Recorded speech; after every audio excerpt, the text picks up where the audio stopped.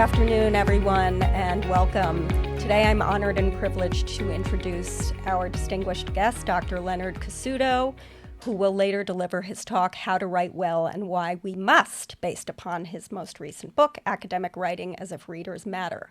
This talk is possible because of really the generosity of several departments, including English, the Herscher Institute of Ethics, the Human Journey series, and the Department of Theology and Religious Studies.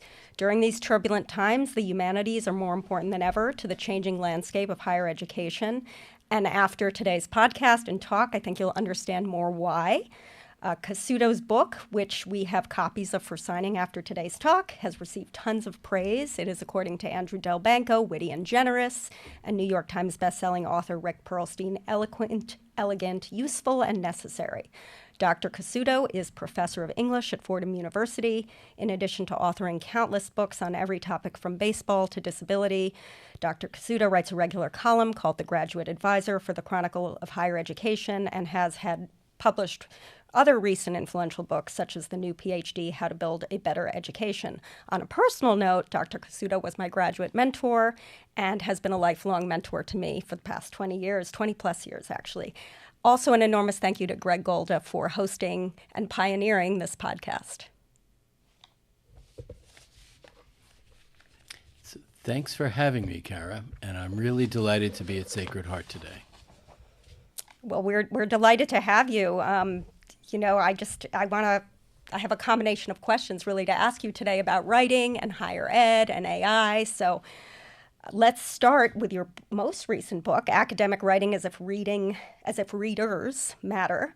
So your book really speaks to the significance of making academic writing more accessible, engaging, and generous by strengthening your connection as a writer with your reader and audience. And one of the specific strategies that you suggest, as well as one that you employ through your own writing of the text, is signposting. Can you talk a little bit about signposting and why it's so central to academic writing? Of course. And we can start with the title of the book, Academic Writing as If Readers Matter. I love that title, and I can say that it wasn't my idea. It was the idea of my wonderful editor. The reason I love it is because it focuses on what this book is really about, the fact that readers really do matter. There's this idea that if this philosophical question that comes up, if a tree falls in the forest and nobody hears it, did it really fall? Well, in terms of academic writing, there's some question about whether it did fall at all, because if academic writing is never cited, quoted, if it's never read, then it might as well not exist. So when we do the work, when we do any kind of writing, we're trying to reach readers. The single exception to that is writing a journal. And even there, you're trying to reach a reader. That reader is yourself. There are no rules for writing journals, but for every other form of communication, if you're trying to reach out to somebody else, that reader matters. And signposting is a way to make that connection happen. Signposting can happen in all different kinds of ways, but in the book, I use a metaphor, a pretty nifty metaphor, if I do say so myself, and this one I did come up with, is to think of writing as a journey in a chariot where the writer has the reins and the reader is a passenger. And the door to the chariot is unlocked, which means that the reader can bail out at any time. It's the job of the chariot driver to get the reader, to get the passenger from point A to point B. And if the passenger bails out, loses interest, loses attention, says, "Stop, I want to get out," which is the equivalent of throwing the piece of writing across the room and saying, "I don't want any more of this," then the writer, the driver, has failed. And signposting is a way to make that passenger more comfortable, more assured, more confident on a journey. I love that analogy, and really your use of metaphors throughout the book, from food to comic metaphors, and we're going to get to those in a little bit. There's a little signposting move verbally, That's right? true. That's a signpost. So you talk about making arguments and telling stories as, really sort of parallel moves, I guess you could say, or moves that should happen in conjunction. More specifically, in Chapter 2, you say all arguments are also stories, and this wisdom really has influenced my writing pedagogy because my rubrics center around the ability to make arguments and tell stories, which is really a balance of showing and telling. So my question is, What do you make of what I see as a slightly more recent trend to incorporate the first person into one's academic analysis? Maybe it's not super recent, but I think it's becoming more and more important to kind of write ourselves into our academic analyses. And you do say something about this convention in terms of science or business writing, but to what extent can someone share their story or prove their hypothesis by using I and or not using I? So I've been writing myself into my work for many, many years. I think the term that I've used is voicey. My writing is really voicey, and the new book, The Academic Writing as If Readers Matter, is a really voicey book, where my I is always out there and it's always present. On the literature side of things, this is called personal criticism very often, where you are injecting your personal self into it. But I want to suggest that our personal selves are always in it, and that it's most often a good idea to acknowledge that fact and to acknowledge it explicitly. Sometimes the conventions of a particular discipline will mitigate against that. Philosophers are particularly allergic, for no good reason as far as I can see, to the use of the first person pronoun. And so if you're trying to publish in philosophy and you don't have an established professional reputation in the field, don't do it, because you won't get published. But if you do get an established reputation in the field, and you want to be able to say I, then I would encourage you, do it, because there's no concrete reason for the rule. It's just a convention. Conventions are ways of facilitating communication. But if a particular convention is not facilitating the way you want to communicate, then examine your assumption, discard it if it doesn't obtain, and use I if that's the case. So I would say that further that the idea of using I emphasizes the fact that we're people, that the writer is a person who is addressing other people out there and trying to establish some kind of connection, in which some kind of exchange of information with those people who form the audience. And using I think, is not only a reminder, it creates a palpable feeling that we are people talking to other people. And I think that all writing, but particularly academic writing, could use a lot more of that. I just love that. And I guess you also state that in one of your other pieces of wisdom is to believe in your argument as something that truly matters. And I'm wondering what advice you would give specifically, and how would you advise students and faculty to sort of collaborate in this way to produce writing across disciplines that matters, and that is action-oriented, because I think we want to see our writing ideally lead to some sort of action in the world. In first-year composition classes, we talk about this as the so what, that you're saying to a young writer, all right, you're saying this, but so what? Who cares? All serious writing has to be able to answer that so what question. And many students forget that it's something that they need to do because they've been writing in response to prompts. And if you receive a specific prompt, describe the three causes of the Civil War. You describe the three causes of the Civil War, and the so what is because you asked me. And if you're composing a piece of writing ex nihilo, from nothing, in order to publish it someplace, or just because you care about it, then you need to generate the why do I care and why should you care? Because if this is being aimed at another person, at an audience, you need to give the audience a reason not only to read it, but to understand why they're reading it, what it is that they're taking away. So I think that that understanding the importance of the so what is one thing, but remembering too that so what doesn't have to matter to the whole world or a million people. So what can matter to just a few people, or maybe even only one. If you're writing a love letter, your so what is only aimed at one person. So So when writing, when writing has a motivation, when you write and you're writing from some part of yourself in order to communicate something, it doesn't have to be a communication to the known universe in order to matter. Arguments that matter can matter to smaller communities, and they still matter because subjects that are specialized aren't less valuable because they're specialized. However, when you write within a specialized within a specialized space, then remember not only that you can communicate to the specialists, but that if somebody wants in, make it as easy as possible for somebody who's not a specialist to be able to get in too, because that way you can increase your audience and your work can matter that much more. And that also speaks to the significance of taking care of one's reader and caring for one's reader, which I just love. And one of the ways we all care for ourselves is through food. So that's my best transition to your food metaphors, because they're priceless and they're memorable, I think, to students. You say that constructing a paragraph is like baking banana bread. And I'm always going to think of paragraph construction now alongside the churning of butter, even though I'm a horrendous cook. You can ask my family.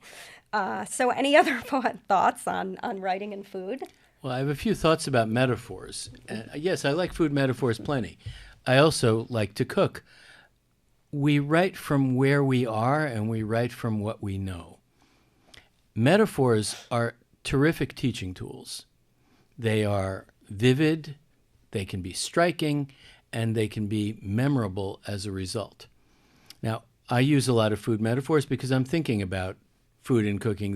Those are subjects that are dear to me. I like to eat, but I also like to cook. When I learned to cook as a graduate student, it was filling needs that I didn't realize I had. That they were needs that graduate school was not supplying me. Work with my hands, work with in a sensual way, sociably, cook with other people, immediate gratification. These were all things that graduate school is not in great supply of, and I was giving them to myself by cooking, and I've stayed with the interest. But Carla Rotella, who is a writer whom I admire a good deal, who just published a fine book on the teaching of literature and writing called What Can I Get Out of This? He uses a lot of metaphors that are drawn from the world of music. And this is how he thinks, that he imagines his role as a teacher in front of a classroom as playing rhythm guitar and allowing his students to solo. So I thought that's just great. It's a metaphor that I would be unlikely to come up with because I don't play a musical instrument. But I do cook. And so I'm thinking in terms of myself as a creative person in that realm. Everybody's got their own space that they can analogize to, and metaphors as vivid analogies are great ways to communicate. Well, and I remember you giving me advice when I was your graduate student about cooking as well, which I sort of took, and I think I'll go back to at some point. But from eating to laughing, because one of the ways that I made my way through graduate school really was through laughter, which I continued to do throughout my life. And so throughout your book, you mentioned... Good plan, laughing. The panacea, right? Yeah. So throughout the book, you mention everyone from Jerry Seinfeld to Groucho Marx. So given that my area of interest is comedy and researching literature and comedy and laughter in terms of lifelong learning, I wonder about the potential rewards and possible pitfalls of injecting humor into our writing. Students sometimes find doing so difficult because laughter is, or at least comedy, is so visual. So how does one write funny, and to what extent is this a teachable task? Well, I'm glad you noticed Groucho Marx. There's also Tom Lehrer and Monty Python. Yeah. They're a little bit more hidden. There's a lot of humor in the book, and I hope that it's funny a lot of the time because when I'm trying to be serious, I hope that I am serious and convincing. When I'm trying to be funny, I'm hoping that it can make people laugh or smile. But humor is disarming. Humor reduces distance. It creates equality, except when you're making jokes at somebody else's expense. But if you are laughing with your reader, then it's disarming, and it creates a situation of two people across the table, which I think can facilitate communication. It also creates pleasure. There is a quotation by George Bernard Shaw, which is not in the book, but which, if I had heard it in time, would be in there. Shaw says in a play that that came out, was staged first at the end of the 19th century. He said, the greatest problem with communication is the illusion that it has taken place. In other words, people are trying to communicate, and they think that they have, but they haven't really. And I believe that anybody who has read a lot of academic writing has experienced this, that the writer thinks that they've communicated with you as though they've walked into a room and thumped a giant manuscript on the table and walked out and come back 2 hours later and imagine that everybody else has read it. Well, no, they kind of haven't. And so this illusion that communication has taken place is too often the case in academic writing, and anything that we can do to promote the kind of link between the writer and the audience through the writing, to make that link more assured and to make it more generous, we should be doing. And humor may not be to everybody's taste. In this book, it was to mine, and I think it's something that's worth doing, but so is anything else that promotes that connection. Well, and I think humor as a way of caring for others is so, so important. So I know you've done a lot of work as well on caring for the graduate student and kind of enhancing the graduate experience. And so I guess my last question kind of has to do with the elephant in the room of AI. Well, it's not really an elephant in the room because we're all talking about it, right? But we can't ignore it, which you explore really thoughtfully at the conclusion of your book. And there actually have been a series of New York Times pieces in the last year or so on AI and humor. I think one of the most memorable titles was something like "In the Battle Between Comedians and Chatbots, the Robots Are Killing It," or something, which I disagree with because I can't imagine that ChatGPT can be funny, but who knows? So I guess here's my question. Maybe just respond to, I don't know, just the idea of like AI, humanity, humor. I mean, where are we? That's a lot. But well, there's a lot to say yeah, there. And yeah. And when I wrote this book, it went to press in 2024, and in AI time, that's an age ago. I hope that the things that I said are still germane, still salient. I think they are. But what I think needs to be said about AI at this or any other time is that it is the latest tool invented by tool-using animals. Now, human beings are not the only tool-using animal in the world, but we are, I think, we reasonably said that we are the foremost tool-using animals in the world. And in the history of communication, there have been many transformative tools that have hit the scene. Books were a transformative tool. Before that, information was passed from teller to teller in what we now call the oral tradition, but which at the time people were practicing it was just communication. So books changed things. Movable type, the printing press, changed things profoundly. These were affecting the ways that writers would communicate to audiences, the size of those audiences, and the relationship that those audiences would have with the writers. The invention of the typewriter was another enormous shift. So AI is not something we should be viewing in isolation. It is a very powerful tool. It's also, as we have seen, a tool that is potentially quite dangerous because over-reliance on it can turn your brain into mush. But it is a tool. And the idea that we should somehow figure out a way never to use it is unrealistic at the least, and probably unuseful as well. It's come into our workplace with a great disruptive clatter. And I would be the first to acknowledge, because I'm feeling it too, I'm out there too, that it's having an immediate and stressful effect on how we do our jobs in any and all classrooms, not just the ones in higher education. But at the end of the day, it's a tool. Like all good tools, it's going to change how we accomplish the tasks that we set for us as human beings who need to make our way in the world. And we need to be open to those changes. But human beings are pretty clever. We were clever enough to develop all these tools. We are certainly clever enough to know how to use them. And together, working together, thinking together, I can imagine a future where AI is not necessarily a scourge, but another tool in our kit that we use to do the very complicated job of being human. I love that, and I just have to conclude with a couple of quotes. Don't rely on AI. These are from the book.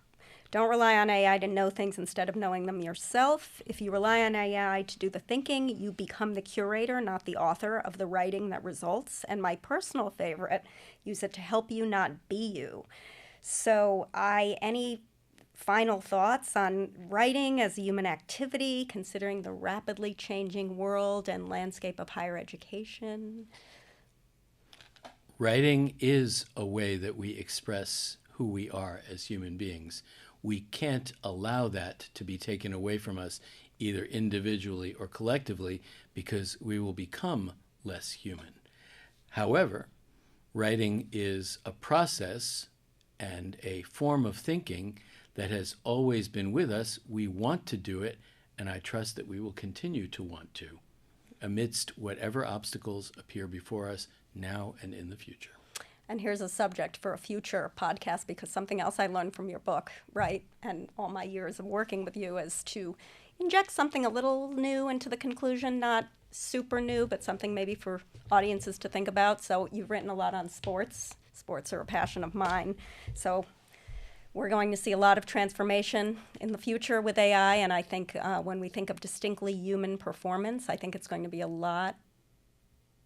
very, very difficult for bots to do sports. So something to think about in the future. In my book, I call that a prospective conclusion. Okay. And as opposed to a retrospective conclusion, which looks backwards. So prospective is, I think, a more interesting direction to look in. So thank you so much. This has been such an energizing conversation, and we hope to have Dr. Leonard Cassuto back many, many times. I'm Dr. Cara Kilgallen. I'm here with my lifelong mentor, Dr. Lenny Cassuto, and I want to thank you, Lenny, for joining us today. Thank you, Greg Golda. Thank you, Sacred Heart University. Thank you, Cara, and everybody. It's been a pleasure. Take care.